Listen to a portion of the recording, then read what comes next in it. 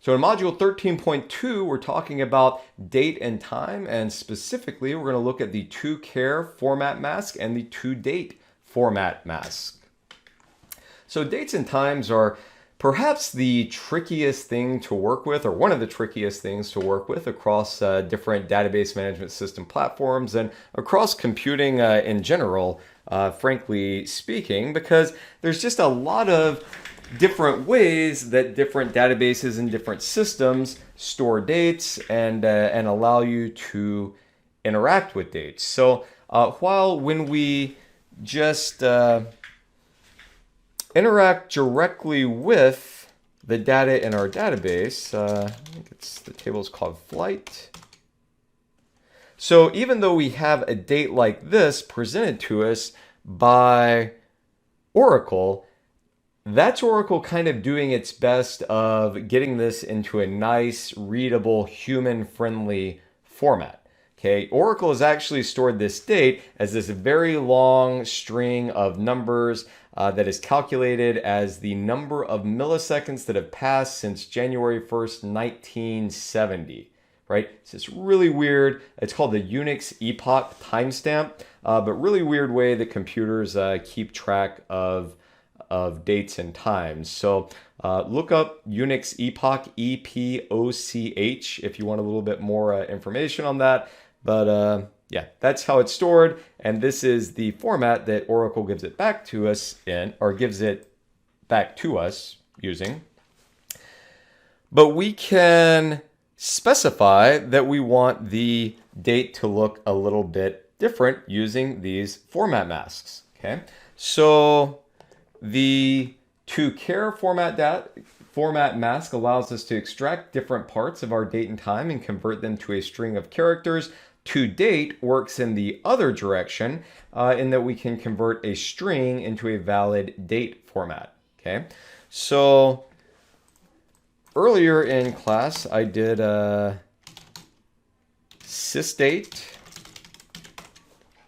and this tells you the date as the server that Oracle is running on, what the date is set to, or we could say current underscore date. That's going to give us the same result.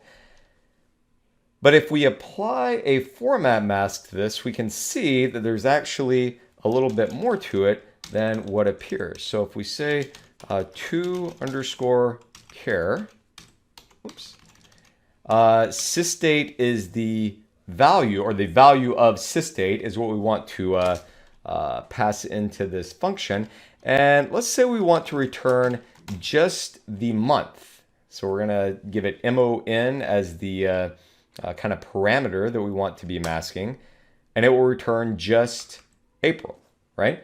Or if we say just the day, it's going to tell us that it's Monday, right? And notice that when we just did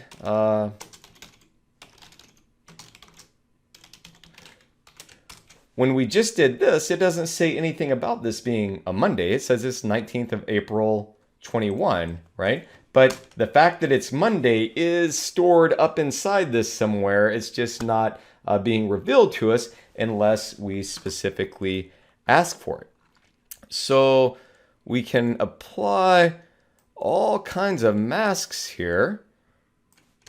Like, for example, if we said we want the date to be returned in this format, month dash day dash year, and then we also want the hours and the minutes, and give this not in 24-hour format, but with an AM or a PM.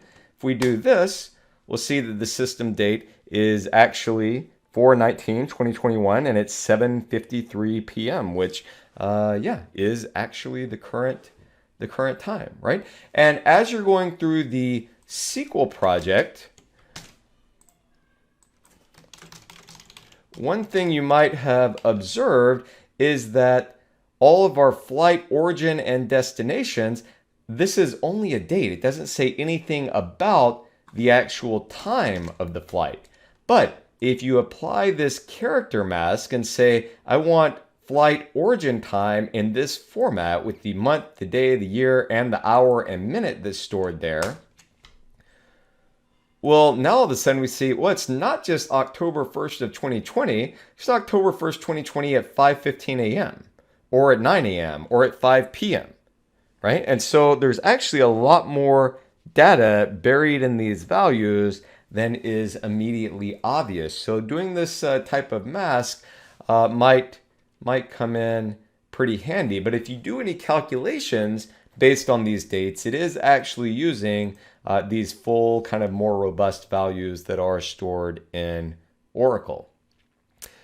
And then the other thing that is pointed out in the slides is not just manipulating dates, but we can manipulate numbers to make them be formatted more as currency. So if we had this number 50,000 and we applied this format mask that we want to start with the dollar sign, and then 9 in this case is just kind of the placeholder that Oracle uses to represent any number. So we're going to have a dollar sign, 2 numbers, a comma, and then 3 more numbers. That's going to format whatever we pass into that, in this way.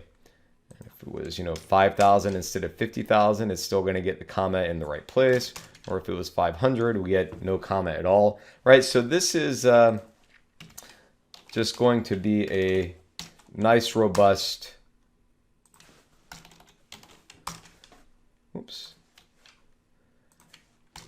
a nice, robust way of formatting our numbers.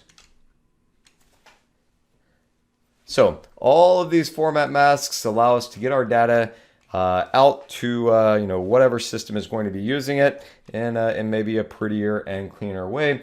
Or you could just pass out the raw numbers and let the application manipulate the strings and manipulate the data however it sees fit.